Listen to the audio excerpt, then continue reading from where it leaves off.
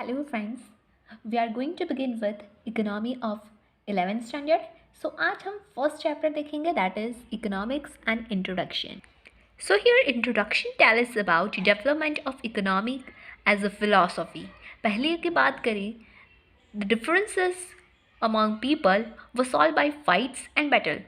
But as civilization progressed, हमने कोशिश की कि सभी differences को हम logically solve किया जाए and इस बेसिस पर काफ़ी सारे फिलोसॉफिकल पर प्रिंसिपल्स आए जिसमें इकोनॉमी भी as philosophy and science of rational economy develop होता है। उसके बाद हमें इकोनॉमिक्स का मीनिंग समझाने की कोशिश की है जहाँ पर as per Indian thought word economy has derived from Sanskrit word arthashastra. Economy कहाँ से डिराइव हुआ है? संस्कृत वर्ड अर्थशास्त्र में से, जहाँ पे artha means purpose and shastra means instrument. Therefore economic describe instrument through which we reach our purpose, जिससे हम हमारे पर्पस तक रीच कर सके, पहुंच सके। And as per human behaviour के हिसाब से क्या पर्पस होता है हमारा? To seek benefit. इंसान जो भी काम करता है उससे बेनिफिट मिले यही सोचता है। तो ये कैसी सोच हुई? कौन सी फिलोसॉफी हुई? Economical philosophy. Originally the English word economic, it is derive from Greek word oikonomos, where oikos means household और noms means management। तो इस हिसाब से in English economics means management of household. इसके बाद हम जानने की कोशिश करेंगे कि इकोनॉमिक्स इन इंडियन थॉट्स क्या है। In Indian philosophy it carries 4 पुरुषार्थ्स means 4 purpose of human being. They are dharma, that is duty. Artha means benefit, purpose या वेल्थ जिसे कहा जा सकता है। Kama means desire. Moksha means liberation. And the activities performed by human being for artha के लिए जो जो एक्टिविटीज परफॉर्म की जाती है ह्यूमन बीइंग के द्वारा, दैट एक्टिविटी उसमें से हमें बेनिफिट मिले, ये सोच जब हम अप्लाई करते हैं तो that activity will be considered as economic activity. Economy की इस तरीके की डेफिनेशन हमें किसने प्रोवाइड की है? कौटिल्य ने। आप कौटिल्य कह लीजिए, चाणक्य कह लीजिए। कौन है Chanakya? Who is Kautilya? He is author of अर्थशास्त्र। यह आपके लिए इम्पॉर्टेंट क्वेश्चन हो सकता है that who is author of अर्थशास्त्र। तो आंसर क्या आएगा? कौटिल्य और चाणक्य। जहाँ पे वो क्या समझाने की कोशिश कर रहे हैं that any activity that is done with the purpose of obtaining some benefit, कुछ बेनिफिट, कुछ मॉनेटरी बेनिफिट्स के लिए किया हुआ काम, उसे हम क्या कह सकते हैं? Economic activities. के बारे में हम डिटेल में नेक्स्ट चैप्टर्स में देखेंगे। Now we will move on toward development of economic as science in west. अभी तक हमने क्या कोशिश की समझने की कि इकोनॉमिक्स का इंडिया में कैसे डेवलप हुआ, इकोनॉमी के पीछे इंडिया में जो फिलोसॉफी जनरेट हुई उसकी क्या थॉट रही। अब हम जानने की कोशिश करेंगे कि इन वेस्टर्न कंट्रीज इकोनॉमी कैसे डेवलप की हुआ। तो when it come to western countries, Adam Smith इनका नाम बहुत लिया जाता है, बहुत फेमस रहता है for his work on economy, जो किस में डिस्क्राइब करते हैं?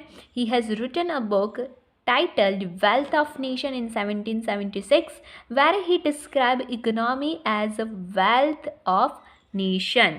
See here, there are various definition provided by many of authors. ये सारे definitions आपको क्या करनी है? आपको एक बार समझ लेनी है, आपको याद कर लेनी है। Definition जब भी एग्ज़ाम में पूछा जाए as per whatever author, Alfred Marshall के हिसाब से, रॉबिन्स के हिसाब से या एडम स्मिथ के हिसाब से, सो वहाँ पे आपको ये डेफिनेशन याद होनी चाहिए और उसे ऐसे ही लिखना है। See here Adam Smith has described कि इकोनॉमी क्या है? It is a study of a nature and causes of a wealth of nation. यानी कोई किसी भी नेशन की जो वेल्थ है उसके कॉजेज़ क्या हैं और वो कौन सी नेचर की है, वो उन्होंने डिस्क्राइब करने के लिए जिस तरीके से हम डिस्क्राइब करेंगे उसे क्या कहेंगे हम? इकोनॉमिक्स यहाँ पे किसी भी नेशन की वेल्थ के पीछे किस तरीके से वो जनरेट हुई और उसका क्या नेचर रहा, जब हम उसकी स्टडी करते हैं तो उसे क्या कहते हैं, economics.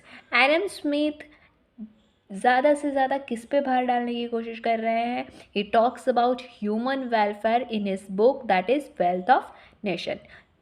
Now let us look the definition given by Alfred Marshall. Alfred Marshall states that economy is a study of mankind in ordinary business of life. जहाँ हमें समझाने की कोशिश कर रहे हैं कि ह्यूमन बीइंग अपने हर रोज़ की एक्टिविटीज़ में से जो भी मटेरियल कंजम्पशन करता है उससे जो बेनिफिट सीख करने का ट्राई करता है, हम उसे क्या कहते हैं, उस स्टडी को क्या कहते हैं, हम उस स्टडी को इकोनॉमिक्स कहते हैं। Here, economic is study of everyday activity of human being and seeks to explain how well-being is attained from material consumption.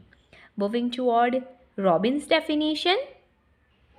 Robbins has defined economic as a science which studies human behavior as a relationship between ends and scarce means which have alternative uses. यहाँ Robbins क्या समझाने की कोशिश कर रहे हैं, he is trying to tell that economic यहाँ पर भी किसकी स्टडी करता है, ह्यूमन बिहेवियर की स्टडी। किस तरीके से, it describe the relationship between ends and scarce means which have alternative uses. इंसानों की वॉन्ट्स जो कि अनलिमिटेड है, ह्यूमन हैव्स अनलिमिटेड वॉन्ट्स। आज हमें एक बाइक खरीद ली तो अब हमें विश होगी कि हम कार खरीदें, एक कार खरीदी अब हमें इच्छा होगी कि हमारे पास 2-3 अच्छी कंपनीज़ की कार होनी चाहिए। सो इस तरीके से ह्यूमन बीइंग की जो वांट है वो क्या होती जाती है, दिन ब दिन अनलिमिटेड रहती है। वेयर एज अगर उसको सेटिस्फाइज करने के लिए मीन्स देखा जाए, रिसोर्सेज देखा जाए, तो वो क्या होते हैं, लिमिटेड होते हैं। आप देख लीजिए, आपके पास पैसे लिमिटेड सोर्सेस में हैं, बट आपकी विश क्या है, वांट क्या है कि अनलिमिटेड, मेरे पास ये चीज़ भी हो, वो चीज़ भी हो। बट आपके पास पैसे थोड़े हैं और वो पैसे का आपको बहुत सारा यूज़ करना है, अलग अलग तरीके से यूज़ करना है। It means your resources have alternative uses and your resources is limited as well. और उसको आपको यूज़ करना है किस लिए, आपके अनलिमिटेड वांट्स को सेटिस्फाई करने के लिए। So that's why economic must deal with the problem of allocation of scarce resources in satisfaction of human wants to the maximum possible extent. So यहाँ रॉबिन्स क्या समझाने की कोशिश करते हैं, the economics given by Robbins is considered as positive science. ऐसा क्यों, because he does not prescribe how things should be, how things should be. वो यहाँ ये समझाने की कोशिश नहीं करते हैं कि ह्यूमन बीइंग को कैसे बिहेव करना चाहिए। मान लो कि आपको समझाया जाए कि ठीक है अभी वांट इतनी ज़्यादा विशेष मत क्रिएट करो, तो फिर क्या होगा, ये प्रॉब्लम अपने आप सॉल्व हो जाएगी। But no, here Robbins does not describe how human being haves to behave. यहाँ वो क्या डिस्क्राइब करते हैं कि how actually human being is behaving. So economics किसी तरीके के नॉर्म से डील नहीं करती, वो समझाने की कोशिश करते हैं। At the and he describe that economic is not a normative science, जहाँ पे एक नॉर्म्स फॉलो हो, नॉर्म्स मीन्स रूल्स फॉलो हो कि आपको अभी आपने एक रोटी खा ली, अब आपको 2 दिन बाद दूसरी रोटी के लिए डिमांड करना है, नहीं, इस तरीके की नॉर्मेटिव साइंस नहीं है economic. Economic is how human being actually कैसे बिहेव करते हैं उस बारे में है। Now we will look to the definition of economic given by Paul Samuelson. He talks about choice, allocation of scarce resources and evaluation of cost and benefit of doing so. तो यहाँ Samuelson किसकी बात करते हैं, जैसे कि हमने देखा कि ह्यूमन की वॉन्ट्स क्या है, अनलिमिटेड है, रिसोर्सेज क्या हैं, रिसोर्सेज स्कैर हैं, एंड प्लस उनके बहुत तरीके से अलग अलग यूजेस हैं। तो यहाँ पे सैमुअल्सन डिस्क्राइब करने की कोशिश कर रहे हैं कि जो भी आपके रिसोर्सेस हैं उसको आप इस तरीके से यूटिलाइज़ कीजिए, क्या करने के बाद, उनके कॉस्ट को इवेल्युएट करने के बाद और उनसे क्या बेनिफिट हो सकता है उसको एनालाइज करने के बाद। Late us understand it with an example. For example आपके पास एक लैंड है, उस लैंड का आपके पास मल्टीपल यूज़ हो सकता है। अब लैंड पहले तो ये समझ लो स्कैर्स है, आप उसको बढ़ा तो नहीं सकते हो ना, आपके पास जो जितनी लैंड अवेलेबल है वो उतनी ही रहेगी। 1 स्क्वायर फीट है तो वो उतनी ही रहेगी, अपने आप उसको बढ़ा नहीं सकते हो। अगर आपको बढ़ाना है तो उसके लिए आपको ज़्यादा पेमेंट करनी होगी और लैंड खरीदनी होगी। So here you have limited amount of land and plus उसके बहुत अल्टरनेटिव यूजेस हैं। फॉर एग्ज़ाम्पल आप वहाँ पे बिल्डिंग खड़ी कर सकते हो, आप उसको फार्मिंग के लिए यूज़ कर सकते हो, एंड कुछ भी आप बिल्डिंग किस तरीके की बना सकते हो उसमें भी बहुत सारे अल्टरनेटिव्स हैं। तो यहाँ पे आप उस सभी अल्टरनेटिव में से एक चूज़ करोगे, एक चॉइस होगी आपकी कि हाँ मुझे फार्मिंग करनी है। ये किस बेस पे होगी? पहले आप क्या करोगे, उसके कॉस्ट को इवैल्यूएट करोगे कि अगर मैं फार्मिंग करने जा रहा हूँ तो उसमें कितनी कॉस्ट लगेगी, अगर मैं बिल्डिंग बना रहा हूँ तो उसमें कितनी कॉस्ट लगेगी, अगर मैं किसी को बेच दे रहा हूँ तो बेचने की प्रोसेस में कितनी कॉस्ट लगेगी। और इन सभी एक्टिविटीज़ में कॉस्ट को इवैल्यूएट करने के बाद आप क्या इवैल्यूएट करोगे, that what will the benefit arrive to you. इन सब में से बेनिफिट किस में मिलेगा, और जिसमें भी सबसे ज़्यादा बेनिफिट मिलेगा आप क्या करोगे, उस तरीके से उस लैंड का यूज़ करोगे। So all this analysis is defined here as economic। all this जो स्टफ हम एनालिसिस कर रहे हैं हम उसे क्या डिस्क्राइब कर रहे हैं, economy. It has been describe in his book foundation of economic analysis that was published in 1947। देखिए आपको सभी के जो बुक्स हैं उसकी नाम याद रखने हैं, ये आपके ऑब्जेक्टिव क्वेश्चन में भी आ सकता है एंड ये आगे जाके भी आपके लिए काफ़ी यूज़फुल रहेगा। अब हम आ जाते हैं चैप्टर के सबसे interesting topic, that is economic activity and non economic activity. और ये फंडा आपको एकदम क्लियर होना चाहिए, बिकॉज यहाँ से ही if you are able to differentiate what is economic activity and non economic activity, तो आप क्या कर पाओगे, आप अच्छे से इकोनॉमी को समझ पाओगे। Now, what is economic activity? Any activity that is performed with the purpose of getting economic benefit, उसे हम क्या कहेंगे, economic activity कहेंगे। कोई भी एक्टिविटी, कोई भी काम जब हम इस पर्पस से करते हैं कि हमें उससे कोई भी इकोनॉमी या मॉनेटरी गेन हो, उससे हमें कोई बेनिफिट हो, तो हम उसे क्या कंसिडर कहेंगे, क्या कहेंगे, हम उसे इकोनॉमिक एक्टिविटी कहेंगे। सो नॉन इकोनॉमिक एक्टिविटी क्या होगी, the activity which is performed without any purpose of economic और मॉनेटरी बेनिफिट। जो भी एक्टिविटी हम करते हैं बिना किसी इकोनॉमिक गेन के, बिना किसी मॉनेटरी बेनिफिट के, उसे हम क्या कहेंगे, नॉन इकोनॉमिक एक्टिविटी। अभी हम इसको एग्जाम्पल के साथ डिफ्रेंशिएट करने की कोशिश करते हैं। मान लीजिए एक टीचर है, अगर वो टीचर स्कूल में बच्चों को पढ़ाता है तो उसके बदले में उसे क्या मिलेगा, वो स्कूल में पढ़ाना उसकी एक्टिविटी हुई और उसके बदले में उन्हें मिलेगी सैलरी। तो सैलरी क्या हुआ, उनका एक इकोनॉमिक गेन, उनकी मॉनेटरी बेनिफिट हुई। सो ये कौन सी एक्टिविटी कंसिडर की जाएगी, this will be considered as economic activity. वही टीचर जब अपने घर पे अपने बच्चे को पढ़ाता है, उसका होमवर्क कराता है, यहाँ पे भी वो एक एक्टिविटी कर रहा है पढ़ाने की, बट क्या उसे यहाँ पे कोई भी मॉनेटरी बेनिफिट मिलेगा, क्या वो बच्चा उसको सैलरी देने वाला है, नहीं। तो ये कौन सी एक्टिविटी हो जाएगी, non economic activity. Hope it is clear to all. अब हम दूसरा एग्जाम्पल लेके समझने की कोशिश करते हैं। For example there is a nurse. Nurse जब हॉस्पिटल में काम करती है, वहाँ पे लोगों की टेक केयर करती है, सर्विसेज प्रोवाइड करती है, तो उसके बदले में उसको उसकी सैलरी मिलती है हॉस्पिटल से। वही नर्स जब अपने घर पे अपने मम्मी की, अपने पापा की, अपने भाई बहन की सेवा करती है, तो उसे इस तरीके का कोई भी इकोनॉमिक बेनिफिट नहीं होता है, यानी उसको उसके लिए कोई भी सैलरी नहीं दी जाती है। तो वो कौन सी एक्टिविटी हो जाएगी, वो हो जाएगी हमारी नॉन इकोनॉमिक एक्टिविटी। बच्चों आपको इसको लेकर के कोई भी प्रॉब्लम हो, कोई भी कन्फ्यूज़न हो, तो आप प्लीज़ कमेंट कीजिएगा। आई विल ट्राई कि मैं आपकी कन्फ्यूज़न को नेक्स्ट वीडियो में सॉल्व कर सकूं। सो अब हम आगे बढ़ेंगे micro economics and macro economics के टॉपिक पर। What is microeconomics? Microeconomics is study or analysis of individual units of economy. Whereas macroeconomic किसे कहेंगे? Which emerge from the entire economic setup. तो माइक्रो इकोनॉमिक पे हम क्या कोशिश कर रहे हैं, हम एक पर्टिकुलर इंडिविजुअल यूनिट, एक पूरी इकोनॉमी है उसके अंदर से जब हम इंडिविजुअल यूनिट की स्टडी करते हैं, उसका एनालिसिस करते हैं, तो उसे हम माइक्रो इकोनॉमिक्स कहेंगे। और वहीं मैक्रो इकोनॉमिक्स क्या है, जो पूरे एंटायर इकोनॉमी की हम स्टडी करते हैं, उसे मैक्रो इकोनॉमी कहा जाता है।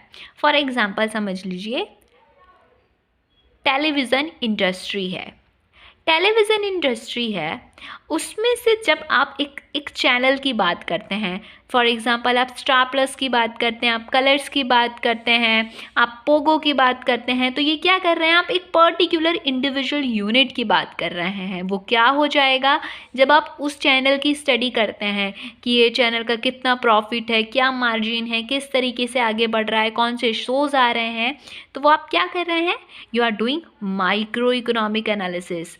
और वही जब आप पूरी टेलीविज़न इंडस्ट्री को स्टडी करते हैं, वो पूरे सारे फर्म्स को स्टडी करते हैं उसमें आए हुए, तो वो क्या हो जाएगा, मैक्रो इकोनॉमिक्स एनालिसिस। सो मैक्रो इकोनॉमिक्स एनालिसिस वो क्या है, वो वाइडर है, वाइडर कॉन्सेप्ट है, किससे, माइक्रो से, क्योंकि माइक्रो में हम एक छोटी यूनिट की स्टडी करते हैं, किसी इंडिविजुअल बिहेवियर की स्टडी करते हैं।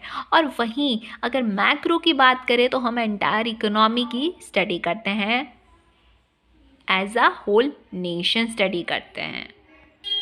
स्टूडेंट्स, यहाँ पे आपका नेक्स्ट टॉपिक आता है, that is presentation of information और डेटा इन इकोनॉमिक्स। इस टॉपिक को हम बाद में कवर अप कर लेंगे। इसके लिए जो भी descriptive manner by way of data tables and by way of graphs, so इसके लिए हम एक अलग से वीडियो बना लेंगे इस पूरे टॉपिक को कवर अप करने के लिए। अभी हम हमारे नेक्स्ट टॉपिक पर मूव ऑन करेंगे, that is importance of economic. So क्यों ज़रूरी है हमारे लिए इकोनॉमिक्स? ज़रूरी होता ही नहीं तो हम पढ़ते नहीं, बट क्योंकि ज़रूरी है, हमें पढ़ना पड़ रहा है, तो लेट अस अंडरस्टैंड कि इकोनॉमिक की इम्पोर्टेंस क्या है। So it help us to understand everyday behaviour of home, human being, society and state with the following manners. Understanding international events. अगर पूरी दुनिया में कोई भी इंटरनेशनल इवेंट्स हो रहे हैं, सो उसका किसी भी पर्सन की लाइफ में, किसी नेशन पे क्या इम्पैक्ट पड़ेगा, ये अंडरस्टैंड करने में, ये समझने में हमें कौन हेल्प करता है, economics.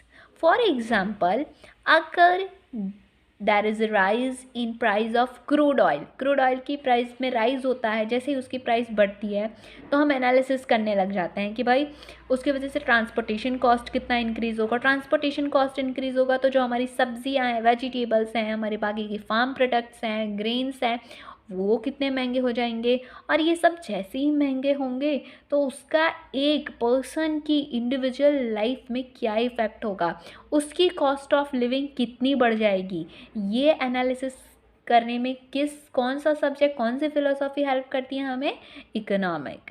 And second thing that it help us to understand the historical events. Historical events को भी समझने में हमारी हेल्प करता है। फॉर एग्ज़ाम्पल, ब्रिटिशर्स इंडिया में आए। अब ब्रिटिशर्स के इंडिया में आने का क्या पर्पस था, ऐसे ही तो चले नहीं आए, they had some purpose behind it. यहाँ पे कैसा पर्पस था, monetary purpose. They knew that India में बहुत सारे स्पाइसेस हैं, अगर इंडिया में जाते हैं हम, उसका अच्छे से ट्रेड करते हैं तो हमें क्या होगा, मॉनेटरी बेनिफिट हो सकता है।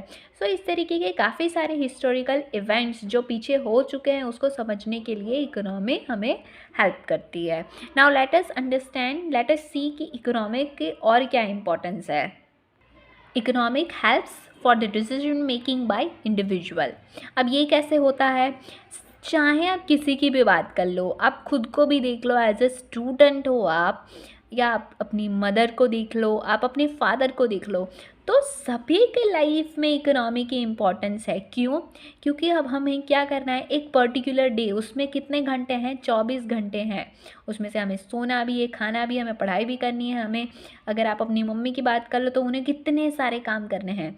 तो उसमें क्या है, क्या समझने की कोशिश कर रहे हैं हम, कि किस तरीके से हम एक लिमिटेड टाइम को, जिसके अल्टरनेटिव यूज़ हो सकते हैं, उसको कैसे अलोकेट करें हमारे प्रायोरिटी के कामों के हिसाब से, ताकि हम क्या कर सकें, मैक्सिमम बेनिफिट ले सके, ऑप्टिमम यूटिलाइजेशन कर सकें हम हमारे टाइम का। सो फॉर डिसीजन मेकिंग, किसी भी इंडिविजुअल के लिए इकोनॉमिक कैसे इंपॉर्टेंस है for decision making. Now second is understanding government policies. Government कितनी सारी पॉलिसीज़ बना सकती है, जो हमारी फिस्कल पॉलिसी बनती है, आरबीआई मॉनेटरी पॉलिसी बनाता है, वो सब किसके बेसिस पे बनती है, जो इकोनॉमिक डेटा अवेलेबल होते हैं उसके हिसाब से। तो इकोनॉमिक्स हमें यहाँ पे भी हेल्प करती है। The third importance of economy is for professional decision making.